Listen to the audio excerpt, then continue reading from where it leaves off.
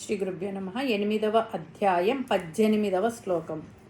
ఓం అవ్యక్తాత్ వ్యక్తయః సర్వాః ప్రభవంత్యహరాగమే రాత్ర్యాగమే ప్రలీయంతే తత్రైవావ్యక్త సంజ్ఞకే. ముందుగా పదపదానికి అర్థం తెలుసుకుందాము. అవ్యక్తాత్ అంటే కంటికి కనిపించని సూక్ష్మ రూపము.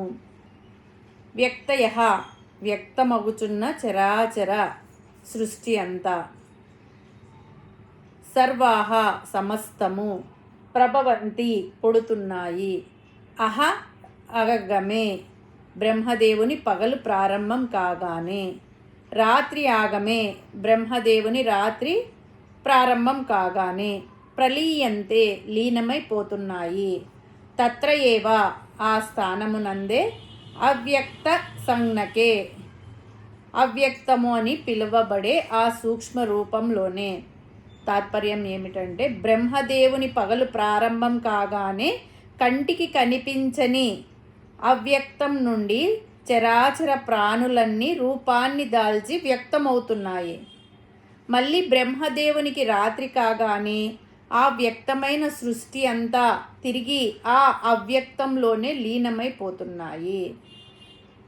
మనం చెప్పుకున్నాం కదా, బ్రహ్మదేవుని యొక్క ఒక పగలు అంటే 1000 మహాయుగాల తర్వాత బ్రహ్మగారు రాత్రి వచ్చింది కాబట్టి నిద్రకు ఉపక్రమిస్తారు. రాత్రిపూట మనం చూడలేము, అలాగే బ్రహ్మగారు కూడా చూడలేరు అని చెప్పుకోవడానికి వీలుగా బ్రహ్మగారు చూడని కాలంలో ఈ సృష్టి ఏది ఉండదు. ఈ సృష్టి అంతా ఉండకపోగా పూర్తిగా ప్రళయం ఏర్పడుతుంది. పొద్దున ఆయన మేలుకుంటాడు అంటే 1000 మహాయుగాల కాలం తర్వాత ఆయన మేలుకుంటాడు. మేలుకున్నప్పుడు ప్రభవంతి హరాగమే ఆయన మేలుకోగానే సృష్టి అంతా వ్యక్తమవుతుంది. వ్యక్తయః సర్వాహ సర్వం వ్యక్తమవుతుంది. మీరు ఉండే ఈ లోకాలన్నీ కూడా ఆయన కళ్ళు తెరిచి చూస్తే పుట్టుకొస్తున్నాయి. ఆయన కళ్ళు మూసి నిద్ర అని అనుకుంటే ఆ లోకాలన్నీ ప్రళయానికి గురి అవుతున్నాయి. ఈ లోకాలు ఏవీ ఉండడం లేదు. ఆయన కళ్ళు తెరిస్తే సృష్టి, కళ్ళు మూస్తే ప్రళయం. ఇంతటి సామర్థ్యం ఉన్న బ్రహ్మగారికి కూడా, ఇంతటి మహాశక్తి ఉన్న బ్రహ్మగారికి కూడా ఏదో ఒక రోజు ఆయుష్ పూర్తి అవుతుంది. ఎప్పుడో ఒకసారి ఆయన ఆయుష్ కూడా పూర్తి కావాల్సిందే. అంతటి బ్రహ్మగారికి ఆయుష్ పూర్తయితే ఇంకా మన ఆయుష్ ఎంత?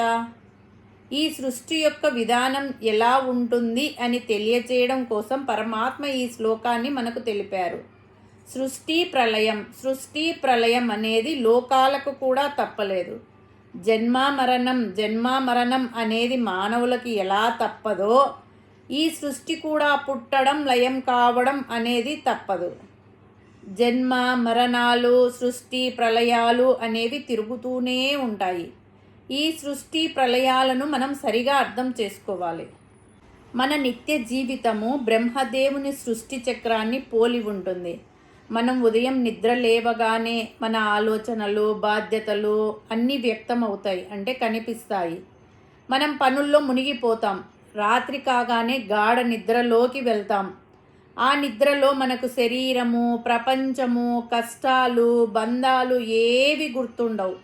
అన్నీ అవ్యక్తం అయిపోతాయి, అంటే కనపడకుండా పోతాయి. మరుసటి రోజు ఉదయం మళ్ళీ యథావిధిగా అన్నీ మొదలవుతాయి. మరణం అంటే సర్వనాశనం కాదని, అది కేవలం విరామం మాత్రమే అని ఈ శ్లోకం మనకు నేర్పుతుంది.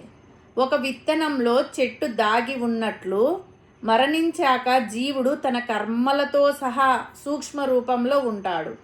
మళ్ళీ కాలం కలిసి వచ్చినప్పుడు కొత్త శరీరంతో వ్యక్తమవుతాడు. కాబట్టి మరణాన్ని చూసి భయపడవలసిన పని లేదు. మనం ప్రాణం కంటే ఎక్కువగా ప్రేమించే బంధాలు, ఆస్తులు, అనుభవించే భోగాలు అన్నీ ఒకానొక కాలంలో కనిపించి మరొక కాలంలో కనపడకుండా పోయేవే. ఏది శాశ్వతం కాదు.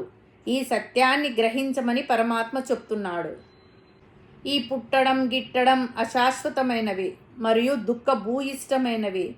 ఈ శ్లోకం ద్వారా కృష్ణ పరమాత్మ మనకు చెప్పే అంతరార్థం ఏమిటంటే ఈ తాత్కాలికమైన వ్యక్త అవ్యక్త చక్రం దాటి ఎన్నటికీ నశించని ఆ అక్షర పరబ్రహ్మను అంటే మోక్షాన్ని చేరుకోవడమే మానవ జీవితం యొక్క పరమావధి. హరి ఓం తస్సత్.